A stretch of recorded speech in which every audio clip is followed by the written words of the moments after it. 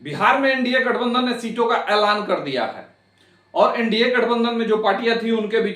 बीच में सीट का जो है वो बंटवारा हो चुका है और अब उसकी आधिकारिक तौर पे भी घोषणा कर दी गई है।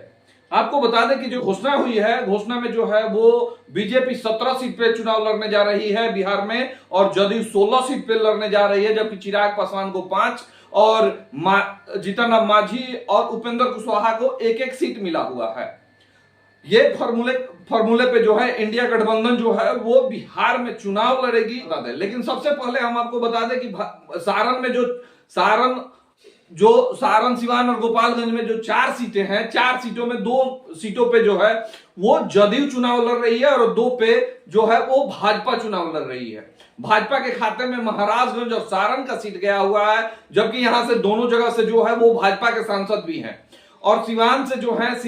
सिवान सीट जो है वो जदयू के खाते में गया है और गोपालगंज जो है वो जदयू के खाते में गया है। लेकिन सीट शेयरिंग होते ही एक और खबर जो निकल करके सामने आ रही है, वो ये खबर निकल करके सामने आ रही है कि सिवान से जो है वो सिवान से लगभग टिकट का ऐलान भी बस कुछ देर में हो जाए या फिर कल हो जाए। सिवान से भी टिकट का फाइनल हो चुका है और सिवान से जो टिकट का फाइनल हो चुका है उसमें जो सबसे नाम उभर करके आ रहा है, बहुत सारी चर्चाएं चल रही थी और बहुत सारे कयास लगाए जा रहे थे और उन चर्चाओं में और उन कयास के बीच जो नाम आ रहा है वो नाम है वहां से मौजूदा सांसद कविता सिंह का। और कविता सिंह पर एक बार फिर नीतीश कुमार ने भरोसा जताया है, जबकि सिवान में यह कहा जा रहा था कि कविता सिंह के विरोध में एंटी कन्वेंशन एक काम कर रही थी, लेकिन नीतीश कुमार का एक अपना अलग सूत्र है और नीतीश कुमार अपने सूत्र से और फिर कहीं ना कहीं कविता सिंह पर जो है सिवान में एक बार फिर जो नीतीश कुमार ने भरोसा जताया है कविता सिंह पे, और इसका बस एक औपचारिक रूप से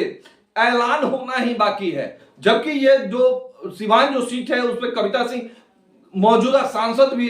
हैं और इस पे जो है जदयू इस पे मुहर लगा दी है और सीट शेयरिंग में वो अपना नाम भी जो 16 सीटों पे जो जदयू लड़ने जा रही है वो उस पे जो है वो अपना क्लियर कर चुकी है कि किन सीटों पे वो कौन सा उम्मीदवार उतरेगी। हालांकि सभी सीटों का हम चर्चा नहीं करेंगे, हम चर्चा करेंगे जो सिवान का सीट है और गोपालगंज का सीट सामने आया है। वो बात सामने आया है कि यहां से कविता सिंह को यहां से एक बार फिर मौका मिल रहा है और इनके नाम की जो घोषणा बस कुछ ही देर में जो जदयू अपना जो लिस्ट जारी करेगी 16 सीटों पे, उसमें कुछ देर में जो घोषणा है वो घोषणा हो जाएगी। लेकिन इसके पहले जो एक और बात बता दें, हम गोपालगंज की भी चर्चा कर रहे थे और गोपालगंज से जो नाम उभर करके आ रहा है वहां गोपालगंज से डॉक्टर आलोक कुमार को जदयू जो है सिवान से प्रत्याशी बनाई हुई है और यह भी फाइनल हो चुका है। बस एक सिर्फ आधिकारिक तौर पे घोषणा बाकी है और जब भी घोषणा होगा तो सब नामों का ऐलान हो जाएगा। 16 सीट का जो लिस्ट बनाई है 16 सीट पर जदयू जो अपना कैंडिडेट वो फाइनल करने जा रही है, वो लगभग सबका नाम भी हो गया है, तय हो गया है। और जब एनडीए में जो सीट शेयरिंग की जो फॉर्मूला है वो तय हो गई है तो इस पे बहुत जल्दी जो है वो नाम का भी घोषणा हो जाएगा।